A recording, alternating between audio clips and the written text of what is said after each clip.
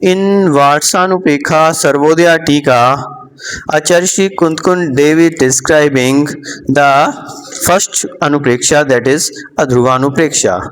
And in this Adhruvanupreksha, the Acharya Kundkund Dev had described that in Gatha number 5 that the important persons like Narayan, Pati Narayan, and Baldev, etc. These 63 Shlaka Purush, the life of these persons are also not everlasting, and in this context they have explained the system of heavens, that in this up to 16 heavens there is a system where these Indrapad and all these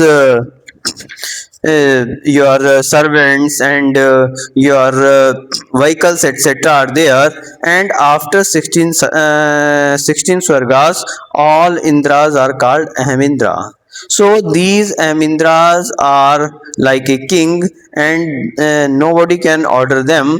Even then such important persons are not everlasting. Thereafter in 9 Balbhadras, 9 Pratinarayan, 9 Narayanas, 24 Tirthankras and 12 Chakravartis, these also Acharya had explained. There are so many important persons in the life of these are also not everlasting. Hence, yesterday we see that regarding the Priyaya, the phase that is taken in the Gatha, that is Priyaya. What it means, we see that there are two types of Prayas. One is called Sukshma Priyaya and another is called Sthul Priyaya. Means one is huge Priyaya and second is small Priyaya. So whatsoever lifespan is there, that is called the Sukshma Priyaya, or that is called the huge Priyaya, that is the Sthul Priyaya.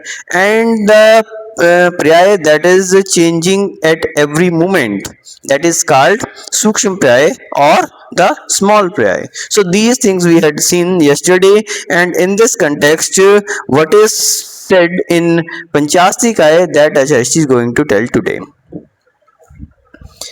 बंधुओं, वार्षानुपेक्षा के अंतर्गत अध्रुवानुपेक्षा चल रही है, और अध्रुवानुपेक्षा में आचार्य श्री गाथा number 5 के माध्यम से बता रहे हैं कि जितने भी पद हैं, बड़े बड़े पद, यहाँ तक कि अहमिंद्र का पद, देवेंद्र का पद, कहीं चक्रवर्ती का पद, राजा, महाराजा, अधिराजा और मंडलिक, अर्धमंडलिक, मंडलिक, महामंडलिक, अर्ध चक्रवर्ती और चक्रवर्ती, इन सभी के विषय में आचार्य ने बतलाया कि ये सभी इतने बड़े बड़े पदों के धारी भी जो लोग हैं वे भी कैसे हैं, अनित्य ही हैं, अनित्य हैं। इनमें से कोई भी जो है वो नित्य नहीं है। बलदेव और नारायण, प्रति नारायण जैसे पद भी ये कैसे हैं, अनित्य ही हैं। इस विषय में आचार्य जी ने इनके विषय में बतलाते हुए 16 स्वर्गों की व्यवस्थाएं बताई कि 16 स्वर्गों में इंद्र, सामानिक आदि पाए जाते हैं, त्रयत्रिंशत और आभियोगी आदि के भेद पाए जाते हैं, लेकिन 16 स्वर्गों के बाद प्रत्येक व्यक्ति क्या है, अहमिंद्र है। प्रत्येक इंद्रिय अपने आप में राजा के समान है, उसके लिए अहमिंद्र की संज्ञा दी गई। वह अहमिंद्र का पद भी कैसा है, अनित्य ही है, अध्रुव ही है। अपने अपने जीवन काल के पूरा होने के बाद वो पद भी छूट जाता है। उसके बाद आचार्य जी ने यहाँ पर बलदेव और नारायण आदि के विषय में भी बतलाया कि इतने बलशाली होने के बावजूद भी वे सभी कैसे हैं, अनित्य ही हैं। इसके बाद आचार्य जी ने जो गाथा में पर्याय ऐसा शब्द जो आया है, इसके विषय में बताया कि पर्याय कितने प्रकार की होती है, मुख्यतः 2 प्रकार की, जिसके विषय में कल हमने देखा था कि एक स्थूल पर्याय है और एक सूक्ष्म पर्याय है। स्थूल पर्याय को व्यंजन पर्याय कहा गया और सूक्ष्म पर्याय को अर्थ पर्याय की संज्ञा दी गई। आलाप पद्धति के माध्यम से भी हमने देखा कि अर्थ पर्याय का अर्थ है कि जो सूक्ष्म पर्याय है, प्रतिक्षण जिसमें परिवर्तन आ रहा है, अर्थ पर्याय है। यानी अगुरु लघु गुण के विकार को अर्थ पर्याय कहते हैं, और उसमें भी 2 प्रकार के उसके भेद हैं, एक स्वभाव अर्थ पर्याय और एक विभाव अर्थ पर्याय। स्वभाव अर्थ पर्याय 12 प्रकार की है, 6 हानि और 6 वृद्धि रूप है। तो जिसमें हमने कल डिटेल में देखा कि अनंत गुण हानि, असंख्यात गुण हानि, संख्यात गुण हानि और संख्यात भाग हानि, असंख्यात भाग हानि और अनंत भाग हानि, ये 6 हानि और इसी प्रकार से 6 वृद्धि, ये 12 रूप क्या है, स्वभाव अर्थ पर्याय है। और विभाव अर्थ पर्याय के विषय में हमने देखा था कि ये 6 प्रकार की, कौन सी, मिथ्यात, कुशाय, राग द्वेष, पुण्य पाप रूपा, अध्यवसाया। तो ये जो 6 प्रकार की क्या है, विभाव अर्थ पर्याय, ये सूक्ष्म पर्यायों के विषय में कहा, अर्थ पर्याय के विषय में। और क्या है, अर्थ पर्याय है। अर्थ पर्याय हमने बताया कि 2 प्रकार की हैं, एक स्वभाव पर्याय और विभाव पर्याय। स्वभाव पर्याय 12 प्रकार की और विभाव पर्याय 6 प्रकार की। स्वभाव पर्याय 6 हानि और 6 वृद्धि रूप में, और विभाव पर्याय मिथ्यात, कुशाय, राग द्वेष, पुण्य पाप रूप, ये 6 प्रकार की। ये तो था अर्थ पर्याय के विषय में। अब व्यंजन पर्याय भी 2 प्रकार की, कौन सी, एक स्वभाव और एक विभाव। प्रत्येक स्वभाव और विभाव भी 2 प्रकार की, कौन कौन सी, जिसमें एक द्रव्य पर्याय और एक गुण पर्याय। तो सीधा अर्थ हो गया कि व्यंजन पर्याय के 4 भेद हो गए, कौन कौन से, एक स्वभाव व्यंजन पर्याय कौन सी, गुण की, और एक स्वभाव व्यंजन पर्याय किसकी, द्रव्य की। स्वभाव द्रव्य व्यंजन पर्याय और स्वभाव गुण व्यंजन पर्याय। ऐसे ही विभाव द्रव्य व्यंजन पर्याय और स्वभाव विभाव गुण व्यंजन पर्याय। तो ये 4 भेद हो गए। तो 4 भेद जो हैं व्यंजन पर्याय के हो गए, जिसमें पुद्गल के और जीव के, इन दोनों के विषय में हमने इसको घटित भी किया था कि पुद्गल की 4 पर्याय कौन कौन सी हैं ये, और जीव की 4 पर्याय कौन कौन सी हैं। इन 8 के विषय में कल हमने चर्चा की थी। उसी विषय में आज आचार्य श्री पंचास्तिकाय ग्रंथ में इस विषय में क्या कहा है, पर्याय के विषय में, उसी के विषय में आचार्य श्री आज उल्लेख कर रहे हैं कि पंचास्तिकाय ग्रंथ उक्तम च पंचास्तिकाय। तो पंचास्तिकाय ग्रंथ में आचार्य श्री गाथा नंबर 17 और 18 के माध्यम से कह रहे हैं, मनुसत्तेन नट्ठो देहि देवो हवेदि इदरोवा उभ्यते जीव भावो नानस्य दिया जायते अन्नो। तो क्या कहा, मनुसत्तेन नट्ठो, मनु यानी मनुष्य, तो मनुसत्तेन नट्ठो देहि देवो हवेदि इदरोवा। तो मनुष्य पर्याय रूप से नष्ट प्राणी देव या अन्य पर्याय वाला होता है। जो मनुष्य की पर्याय में होगा, जब मनुष्य पर्याय नष्ट होगी तो क्या होएगा, या तो देव हो जाएगा, या त्रियंच हो सकता है, या नारकी हो सकता है। उभ्यते जीव भावो, उभ्यते जीव भावो यानी कि दोनों ही स्थितियों में ना नसदी ना जायदे अन्नो। तो दोनों ही स्थितियों में वह जीव जो है वो मूलतः नष्ट नहीं होता, कोई दूसरा जीव उत्पन्न नहीं होता। कहने का अर्थ यह है कि जो द्रव्य है वो कैसा रहता है, द्रव्य रूप से रहता है, मात्र पर्याय बदलती है। मनुष्य की पर्याय नष्ट हुई, देव की पर्याय मिल गई, कहीं नरक पर्याय मिल गई, कहीं त्रियंच पर्याय मिल गई, त्रियंच की पर्याय नष्ट हुई, फिर से देव की मिल गई अथवा मनुष्य की मिल गई, या कोई भी पर्याय मिल गई।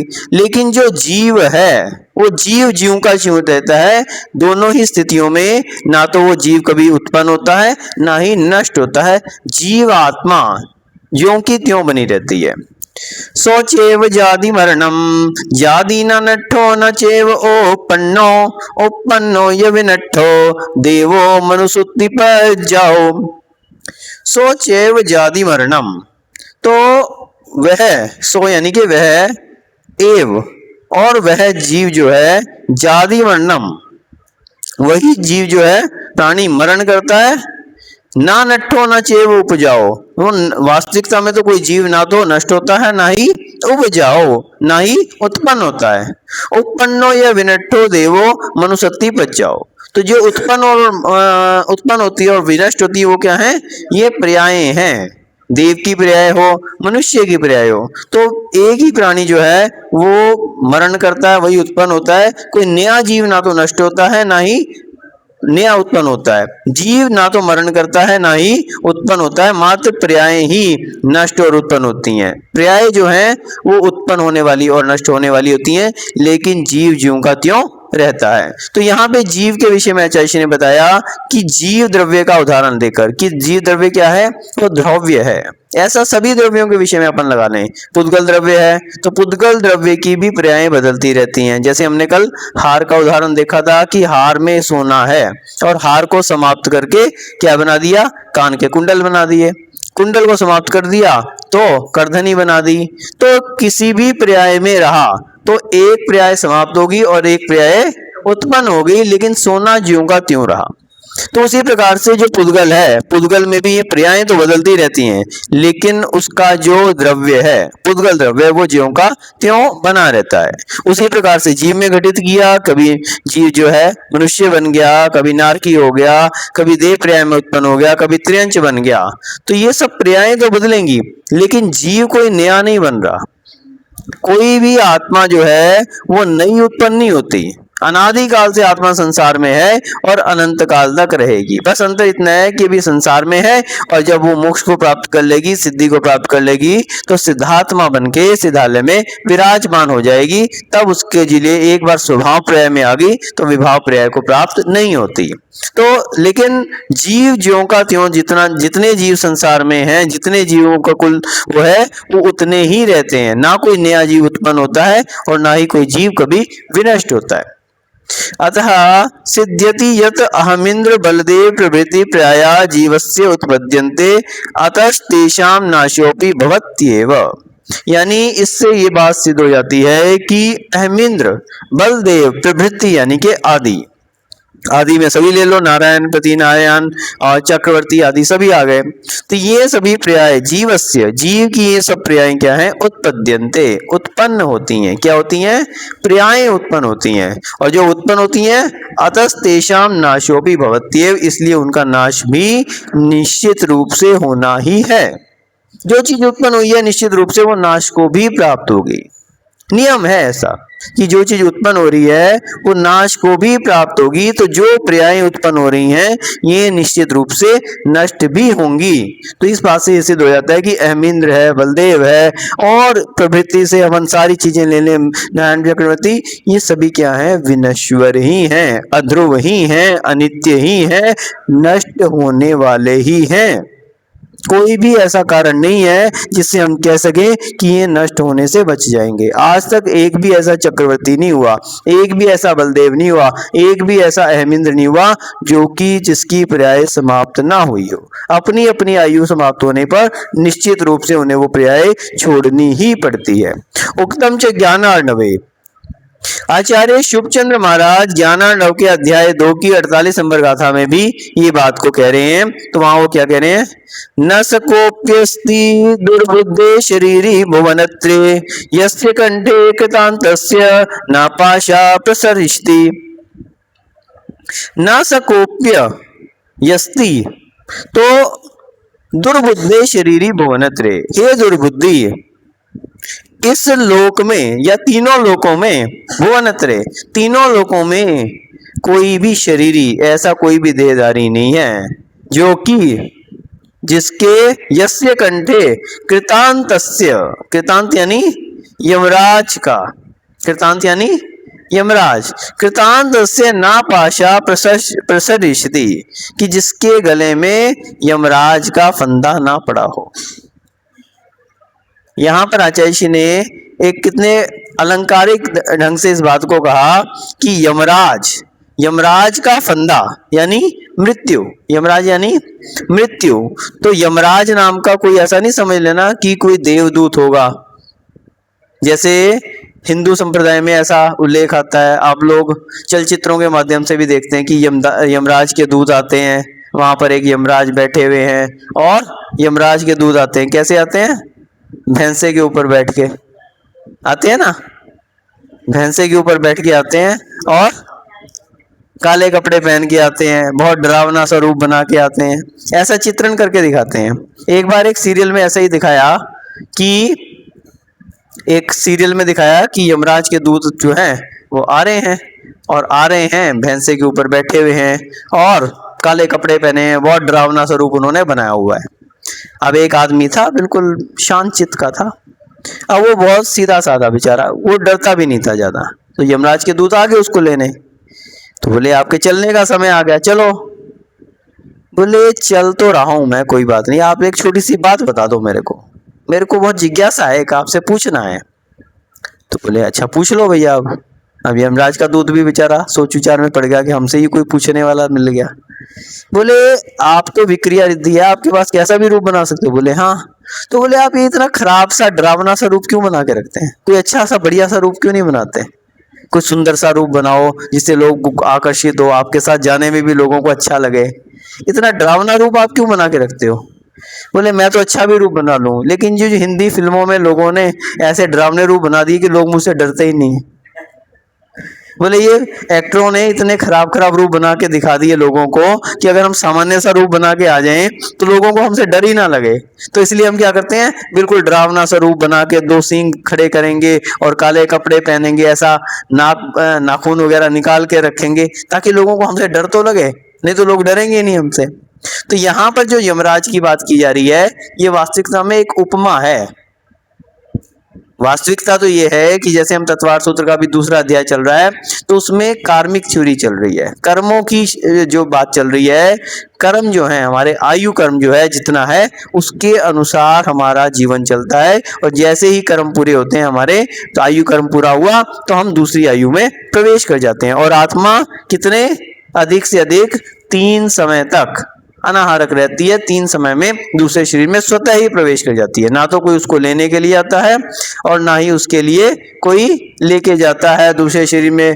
जैसे कहीं चित्रगुप्त बता रहे थे कि चित्रगुप्त जो है वो लेखा जोखा करता है, फिर बताता है आप स्वर्ग जाओ नरक जाओ, ऐसा कुछ भी नहीं है। ये सब काल्पनिक चीजें हैं, लेकिन वास्तविकता तो क्या है कि हमारे कर्म ही अपने स्वतः अपनी आत्मा को, जो कार्मिक शरीर है, कार्मान शरीर जो है, वो स्वतः ही नए शरीर में प्रवेश करवा देता है। तो यहाँ पर वही कहा कि एक उपमा के दृष्टिकोण से आचार्य ने, शुभचंद्र आचार्य ने ज्ञानार्णव में कहा कि हे दुर्बुद्धि, तीनों लोकों में ऐसा कोई भी शरीरधारी, कोई भी देहधारी ऐसा नहीं है जिसके गले में यमराज का फंदा ना डला हो। यानी इसका अर्थ है कि कोई भी व्यक्ति ऐसा नहीं है जिसको मृत्यु आघात ना करे। निश्चित रूप से प्रत्येक के लिए मृत्यु आनी ही है। अपिच तत्रैव प्रोक्तम, वहीं यानी ज्ञानार्णव ग्रंथ में ही अध्याय 2 की 53 नंबर श्लोक में आचार्य जी कह रहे हैं, यस्मिन् संसार कांतारे यम भोगिंद्र सेविते पुराण पुरुषा पूर्वम मनंता प्रलयम गता। यस्मिन् संसार कांतारे, कांतार यानी वन, तो संसार का अंतार यानी इस संसार रूपी अटवी में, संसार रूपी वन में, भयानक वन में, यस्मिन यानी कि जिस, इस संसार रूपी वन में यम भोगिंद्र सेविता, तो भोगिंद्र सेविते यानी कि इस संसार में अतीत काल में पुराण पुरुषा पूर्व मनंता प्रलयम गता, तो जो इस संसार वन में यमराज रूपी सर्पराज के निवास स्थान, फिर से यहाँ पे उपमा की बात कर रहे हैं, यम भोगिंद्र सेविते यानी कि यमराज के भोगिंद्र सेविते यानी कि उसके निवास स्थान पर पुराण पुरुष पूर्व मनंता, अतीत काल में अनंत पुराण पुरुष भी प्रलयम गतः, मृत्यु को प्राप्त हो चुके हैं।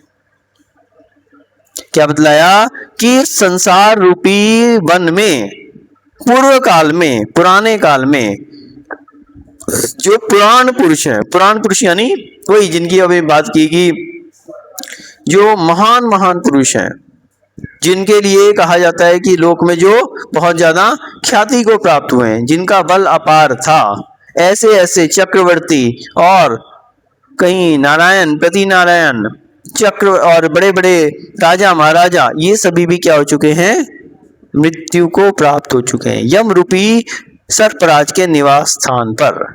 और ये क्या कहा कि ये यम रूपी सर्पराज का निवास स्थान क्या है, ये संसार है, ये संसार वन क्या है, ये यम रूपी सर्पराज का निवास स्थान है। यानी संसार को उपमा दे दी किसकी, मृत्यु के निवास स्थान की। कहते हैं ना, ते भूवि लोक ते मृत्यु लोके भूवि भार भूता, तो वहां पे क्या कहा, मृत्यु लोक को क्या कहा, इसको, इस संसार को क्या कहा, मृत्यु लोक कहा, मृत्यु लोक।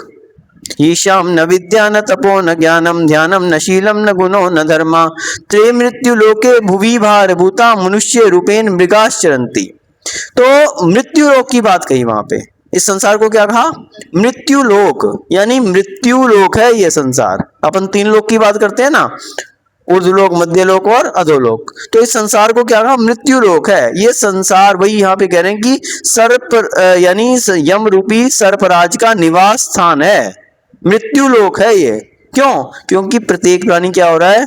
मृत्यु को प्राप्त हो रहा है। एक भी प्राणी आज तक ऐसा नहीं है जिसने मृत्यु को प्राप्त ना किया हो। तो इसको मृत्यु लोक की उपमा दे दी, यमराज का निवास स्थान बतला दिया। तो यहां पर जो बात की जा रही है वो, जब हमने पर्यायों के विषय में देखा तो यहां पर व्यंजन पर्याय की बात है। जब हम अनिविची वर्ण देखते हैं तो वहां पे सूक्ष्म पर्याय की बात है। कौन सी? अर्थ पर्याय की। लेकिन यहां पर जो आचार्य बात कर रहे हैं वो किसकी बात कर रहे हैं? व्यंजन पर्याय की। तो व्यंजन पर्याय जो है वो आयु पर्यंत रहती है और आयु के समाप्त होने पर व्यंजन पर्याय भी समाप्त हो जाती है। प्रत्येक प्राणी निश्चित रूप से अपनी आयु के पूरे होने पर मृत्यु को नियम से प्राप्त होता है। तो यहां पर बतलाया कि प्रत्येक प्राणी कैसा है? अध्रुव है, अनित्य है। अत्रायम विशेषा, यहाँ पे विशेष बात क्या है? तो एकस्मिन् द्रव्ये क्रम भाविना क्रम वर्तिना परिणति विशेषा पर्याया इत्युक्तम प्राप्त।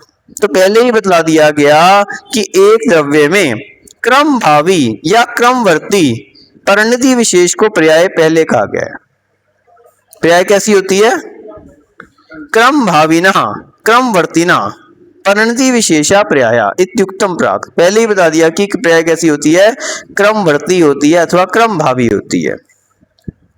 न ते सर्वे युगपत एक काले भवंती क्रमेणेव भवंती। जो पर्याय है वो एक साथ एक समय में युगपत नहीं होती। एक समय में एक ही पर्याय रहेगी। जब आपकी मनुष्य पर्याय है उस समय तिरंच पर्याय नहीं रहेगी, और तिरंच पर्याय है तो देव पर्याय नहीं रहेगी, देव पर्याय है तो नरक पर्याय भी नहीं रह सकती। एक समय में कितनी पर्याय रह सकती हैं? एक ही पर्याय रह सकती है। तो एक पर्याय के बाद दूसरी पर्याय हो सकती है और होती ही है। नियम से एक पर्याय के बाद दूसरी पर्याय ही होती है, कभी भी एक साथ दो पर्याय नहीं हो सकती। तो इसलिए पर्याय जो है क्रम भावी होती हैं। इति तात्पर्येन ते क्रम भाविना प्रोक्ता। इस कारण से वे क्या है? क्रम भावी या क्रमवर्ती कही है। किंचित, लेकिन किंचित क्रमबद्ध रूपेण स्वच्छंद व्याचक्ष्यते। कुछ लोग क्या कहते हैं? क्रमबद्ध। अब ध्यान रखना इस बात को, बिल्कुल ध्यान से सुन लेना। कुछ लोग कहते हैं पर्याय कैसी होती है? क्रमबद्ध। अब ये क्रमबद्ध शब्द जो है ये गलत है। यहां पर इसी बात का खुलासा करें कि पर्याय कैसी होती है? क्रम भावी होती है अथवा क्रमवर्ती होती है, लेकिन क्रमबद्ध नहीं होती। क्रमबद्ध यदि कह दिया तो आपने आगे की सारी पर्यायों को निश्चित कर लिया कि इसके बाद ये, इसके बाद ये, इसके बाद यही पर्याय का बंधी हुई है, लेकिन ऐसा नहीं है। पर्याय जो हैं वो कैसी हैं? व्यक्ति के पुरुषार्थ पर निर्भर करती हैं। आज आपने अच्छा कार्य किया, आपके लिए अच्छी पर्याय का बंद हो गया। फिर आपने कोई खराब कार्य किया, खराब पर्याय का बंद हो गया। तो ये समय समय पर बदलती रहती हैं, पहले से निश्चित नहीं है। कुछ लोग कहते हैं कि जो जो देखा वीतरागिनी, तो वो केवल ज्ञान की निर्मलता है कि वो आगे की जो पर्याय अभी बंधी भी नहीं है। पर्याय अधिक से अधिक कितनी बन सकती हैं? किसी व्यक्ति की पर्याय अधिक से अधिक कितनी बन सकती हैं? ये 2 बन सकती हैं, 5 बन सकती हैं, 15 बन सकती है, 50 बन सकती है। कितनी बन सकती हैं किसी व्यक्ति की पर्याय? अनिल जी, मात्र एक पर्याय बंद हो सकती है। आयु कर्म एक ऐसा है, बाकी 7 कर्म तो हर समय बनते हैं, लेकिन आयु कर्म जीवन काल में मात्र एक बार बनता है। तो वो भी उसके जो 8 अपकर्ष काल आते हैं उनमें जो है वो आयु कर्म बनता है। और अपकर्ष काल के विषय में आपको पता ही है कि कब आते हैं? त्रिभाग रहने पर। किसी की 90 वर्ष की आयु है और उसका त्रिभाग यानी कि 2 भाग बीत गए, 60 वर्ष की आयु बीत गई, तो पहला अपकर्ष काल कब आएगा? 60 वर्ष की आयु से अगले समय में पहला अपकर्ष काल आएगा। उसमें आयु का बंद हो सकता है। और यदि नहीं हुआ, और कब होता है वो? ना तो जघन्य परिणामों में होगा, ना ही उत्कृष्ट परिणामों में होगा। एकमात्र मध्यम परिणाम रहने पर ही आयु का बंध होगा, और अगर उस समय मध्यम परिणाम नहीं रहे तो आयु का बंध नहीं होगा। फिर अब जो बाकी 30 वर्ष की रहेगी उसमें फिर आप त्रिभाग बना लो, 20 साल और बीत गए तो 80 वर्ष बीत जाने पे 80 वर्ष की आयु पे दूसरा त्रिभाग, दूसरा उत्कर्ष काल आएगा। उसमें बंध गई तो ठीक है, नहीं तो फिर 10 साल के 3 विभाग बना लो कि उसमें 6 वर्ष और 8 महीने बीत जाने पे, यानी 86 वर्ष और 8 महीने बीत जाने पे तीसरा उत्कर्ष आएगा। फिर अगर उसमें नहीं बंधी तो बाकी जो आपके 3 महीने और 3 वर्ष और 4 महीने बचे हैं उसका त्रिभाग बना लो, 2 भाग निकलने पर। ऐसे करते करते 8 उत्कर्ष काल आते हैं जिनका उनमें आयु का बंध होता है, और नहीं तो अंत समय में तो आयु का बंध होता ही होता है। तो इसमें विशेषता यह है कि आयु का बंध जो है मात्र एक बार होता है, एक भुज्यमान आयु और एक भुज्यमान आयु जो है वो आपकी वर्तमान आयु है, और एक आपने जो आगे की बांधी हुई है। तो वो जो बांधी हुई आयु है वो मात्र एक, ये 2 आयु से ज्यादा नहीं रह सकती, एक जो आपकी चल रही है और एक आपने जो आगे के लिए बांधी है। तो इसलिए अधिक से अधिक एक पर्याय आपकी एक्स्ट्रा रह सकती है। जो वर्तमान पर्याय है उससे ज्यादा आगे की बंधी हुई पर्याय कितनी रह सकती हैं? एक। तो एक पर्याय तो बंद हो सकती है, उससे आगे की पर्याय जो है वो बंधी हुई अभी नहीं है। इसलिए जो कहते हैं कि पर्याय जो है वो क्रमबद्ध है वो गलत हो जाता है। पर्याय क्रमवर्ती है, पर्याय जो है क्रमभावी है, लेकिन पर्याय क्रमबद्ध नहीं है। किंचित क्रमबद्ध पर्याय रूपेण स्वच्छंदम व्याचक्षते, किंतु केषु चिदेषु देवी प्रमाण भूतेन शास्त्रेषु क्रमबद्ध पर्याय रूपेण न कश्चित सिद्धांतो अंगीकृता। तो कहीं भी सिद्धांत ग्रंथों में, किसी भी प्रमाणभूत शास्त्रों में क्रमबद्ध पर्याय रूप से कोई भी सिद्धांत प्रतिपादित नहीं किया गया है। अत्र पर्याय पदेन क्रमबद्ध पर्याय ग्रहणम न प्रसंगोपात विदम। तो इसलिए पर्याय शब्द से यहाँ पे क्रमबद्ध पर्याय का ग्रहण करना प्रासंगिक नहीं है। और आगे आचार्य श्री इस विषय में कह रहे हैं कि थिरम ना हवे। यहां तक आचार्य श्री ने पर्याय के विषय में वर्णन किया। जो पर्याय पद जो आचार्य श्री का आया था यहाँ पर कि पर्याय कैसी होती हैं, क्रमबद्ध होती हैं या क्रमवर्ती होती हैं। तो आचार्य श्री ने खुलासा किया कि पर्याय जो है वो क्रमबद्ध नहीं होती, एकमात्र क्रमवर्ती ही होती हैं। तो इस प्रकार से जो पर्याय पद आचार्य ने, एक एक पद को लेकर आचार्य की विशेषता क्या है कि एक गाथा में जितने पद हैं उनको आचार्य एक एक करके एक्सप्लेन करते जा रहे हैं। टीका में जहां आचार्य ने सबसे पहले चक्रवर्ती पद आया, चक्रवर्ती पद या अहमिंद्र पद आया, अहमिंद्र पद के विषय में खुलासा किया, 16 स्वर्गों तक की व्यवस्थाएं बताई, उसके बाद बतलाया किन से ऊपर अहमिंद्र होते हैं।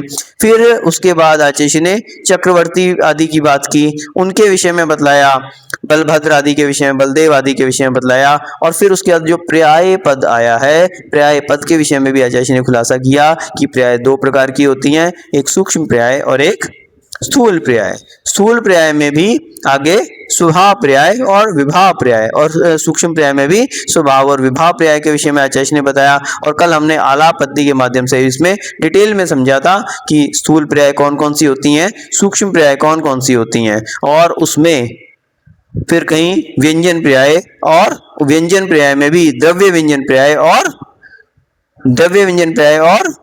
गुण व्यंजन पर्याय, अर्थ नहीं, अर्थ पर्याय अलग है और व्यंजन पर्याय अलग है। व्यंजन पर्याय के जब भेद करेंगे तो द्रव्य व्यंजन पर्याय और गुण व्यंजन पर्याय, जो द्रव्य की पर्याय हैं वो है द्रव्य व्यंजन पर्याय हैं। जैसे हमने देखा था कि जैसे जीव द्रव्य की द्रव्य व्यंजन पर्याय क्या है, द्रव्य व्यंजन पर्याय क्या है, जितनी भी नर नारक आदि ये पर्याय हैं ये सब क्या है, द्रव्य व्यंजन पर्याय। इसके भी आगे 2 भेद, एक स्वभाव द्रव्य व्यंजन पर्याय और एक विभाव द्रव्य व्यंजन पर्याय। स्वभाव द्रव्य व्यंजन पर्याय कौन सी है, सिद्ध पर्याय, और विभाव द्रव्य व्यंजन पर्याय जितनी भी नर नारक और स्वर्ग आदि की पर्याय ये, और या फिर 84 लाख योनियां, ये क्या है, विभाव द्रव्य व्यंजन पर्याय हैं। और गुण व्यंजन पर्याय जो गुण से संबंधित हैं। जीव के गुण कौन कौन से हैं, मति शुतावधि मन प्रेय केवलानी ज्ञानम। तो ज्ञान आदि जो गुण हैं वो क्या है, गुण व्यंजन पर्याय हैं। उसमें स्वभाव गुण कौन सा है, केवल ज्ञान आदि, अनंत चतुष्टय रूपा, ज्ञान दर्शन सुख वीर्य। और विभाव मत्याद्य, मति ज्ञान, शुद्ध ज्ञान, अवधि ज्ञान, मन प्रेय, ये सब विभाव गुण व्यंजन पर्याय। और फिर पुद्गल के विषय में देखा था कि एक अणु, वो क्या है, स्वभाव द्रव्य व्यंजन पर्याय, और एक से ज्यादा अणु हो जाए तो विभाव द्रव्य व्यंजन पर्याय। और पुद्गल के गुण कौन से हैं, स्पर्श रस गंध वर्ण आदि। तो जो गंध से गंधांतर, रस से रसांतर, ये क्या है, विभाव द्रव्य विभाव गुण व्यंजन पर्याय। और जो परमाणु तो हो गया वो तो द्रव्य व्यंजन पर्याय में, रस गंध वर्ण और अविरुद्ध स्पर्श द्वय, ये क्या है, स्वभाव गुण व्यंजन पर्याय। इस प्रकार से कल हमने स्वभाव और विभाव द्रव्य और व्यंजन पर्याय के विषय में देखा था। और आज आचार्य ने अलग अलग, कहीं ज्ञानार्णव के माध्यम से, कहीं और ग्रंथों के माध्यम से इस बात को सिद्ध किया कि जो पर्याय हैं वे परिवर्तनशील हैं, लेकिन द्रव्य द्रव्य ही रहता है। द्रव्य कभी ना तो उत्पन्न होता है और ना ही उसका नाश हो सकता है। और पर्याय जो हैं वो निश्चित रूप से जब उत्पन्न होती हैं तो उनका नाश भी अवश्यंभावी है, वो निश्चित रूप से एक दिन नष्ट होंगी ही होंगी। आज तक कोई भी ऐसा मनुष्य नहीं है जिसने जन्म लिया हो और मृत्यु को प्राप्त ना हुआ हो। प्रत्येक व्यक्ति के गले में यमराज का फंदा डला हुआ है। इसलिए हमें अपनी अनित्यता को समझना चाहिए। हमारा ये जीवन भी कैसा है, अनित्य ही है, एक दिन हमें भी जाना है। और इस सारे को विचार करके, मात्र सुन के ही हमें छोड़ना नहीं है, विचार भी करना है कि जो अल्पकाल हमारा बचा है, ये मानव जीवन हमें बहुत दुर्लभता से मिला है, इसमें हमें कुछ आगे भी बढ़ना है, मात्र ऐसे ही नहीं बने रहना है।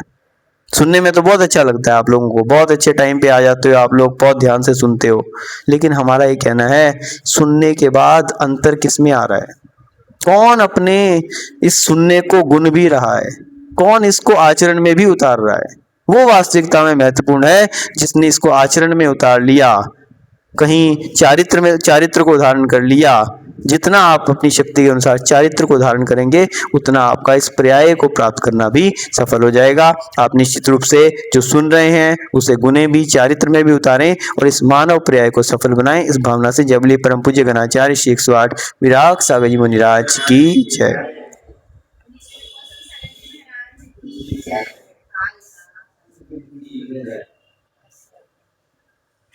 अतः प्राणिक स्वाध्याय निष्ठापन क्रिया, किसी की कोई जिज्ञासा है क्या?